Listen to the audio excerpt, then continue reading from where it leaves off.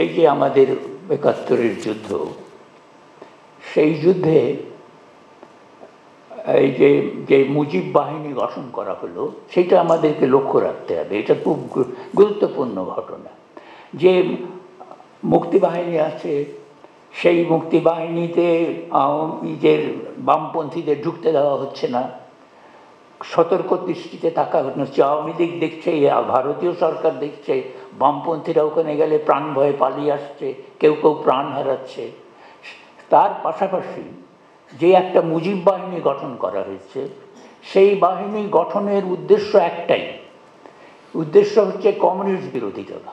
যে কমিউনিস্টরা যদি যুদ্ধ যদি দীর্ঘস্থায়ী হয়, কমিউনিস্টরা ক্ষমতা নিয়ে নেবে, সামনে চলে আসবে, ভিয়েতনামে যুদ্ধ চলছে, এখানে আরেকটা ভিয়েতনাম হবে। শেখ মুজিব যদি এমন হয় যে ফিরতে পারলেন না, তাহলে তোকে ওরাই ক্ষমতা নিয়ে নেবে। কাজেই এখন তাজউদ্দিন সরকারের অজান্তে, একেবারেই অজান্তে এবং মুজিব বাহিনী গঠন করা হচ্ছে, যার মূল লক্ষ্য হচ্ছে কমিউনিস্টদের দমন করা। ওই যে হিটলারের যে পলিসি, সেই পলিসি ইমপ্লিমেন্ট করা। আমি এখানে একটা উদ্ধৃতি দিচ্ছি একজনের, এই যে এই মুজিব বাহিনীর যে শিক্ষা দেওয়া হতো, অনুশীলন করা হতো, তার মোটিভেশনাল ক্লাসে কী ধরনের কথা বলা হচ্ছে।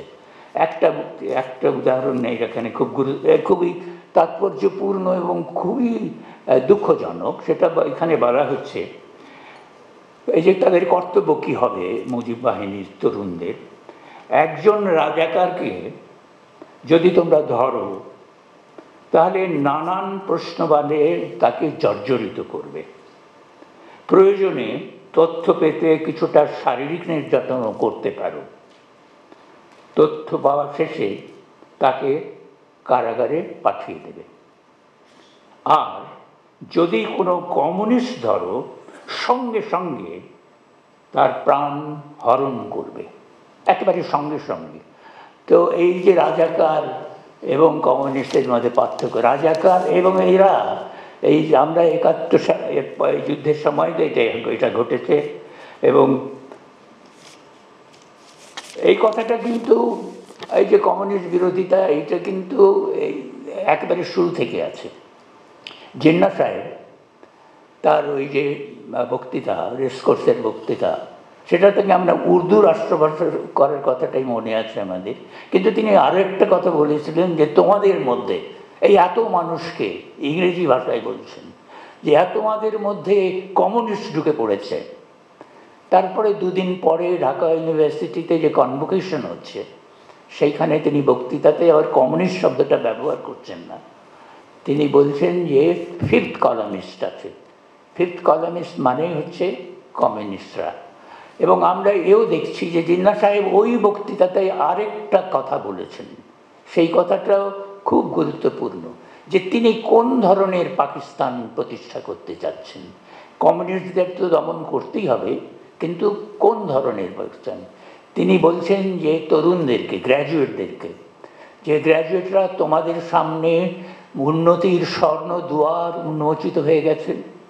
আমি একটা দৃষ্টান্ত দেব। দৃষ্টান্ত দিলেন যে করাচিতে একজন একজন তরুণের 200 টাকা বেতনে চাকরি ছিল।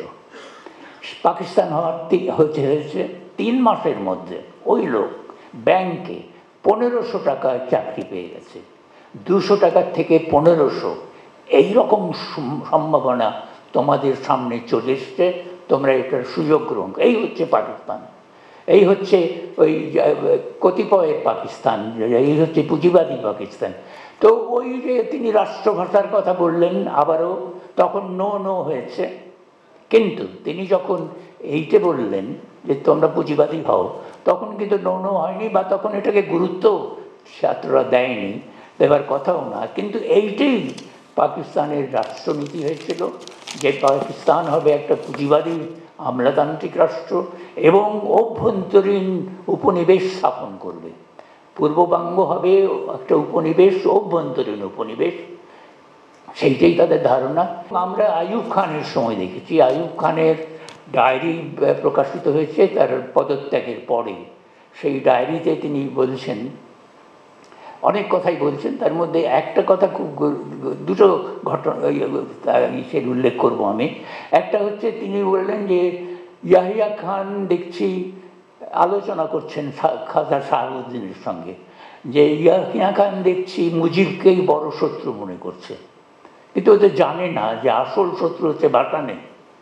এবং আরেক জায়গায় বলছেন যে এই লোকটা বারবার অসুস্থ হয় মৌলানা, কিন্তু মরে না কেন। তো ওই ধরনের কথা তিনি বলেছেন।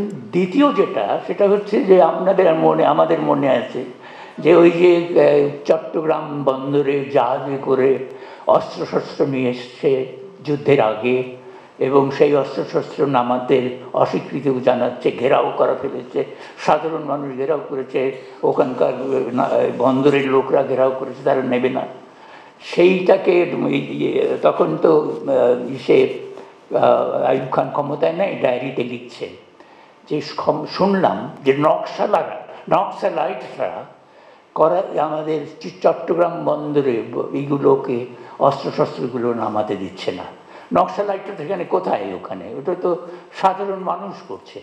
কিন্তু যে উদ্বেগটা জিন্নার মধ্যে দেখছি, সেই একই উদ্বেগ আমরা আইয়ুব খানের মধ্যে দেখছি, সেই একই উদ্বেগ আমরা শেখ মুজিবুর রহমানের মধ্যে দেখছি, এবং পরবর্তীতে বাংলাদেশে যে শাসকরা এসছেন, স্বৈর শাসকরা এসছেন, সামরিক শাসনরা এসছেন, সকলেই কিন্তু একটা কাজে একেবারে পরস্পরের বিরোধিতা সত্ত্বেও, সকল বিরোধিতা সত্ত্বেও এক জায়গায় এক ছিলেন, সেটা হচ্ছে কমিউনিস্টদের দমন করা। এবং এই ঘটনা আমরা দেখব, এবং সেজন্যই আমরা বলছিলাম যে এটা দুঃখজনক হয়েছে।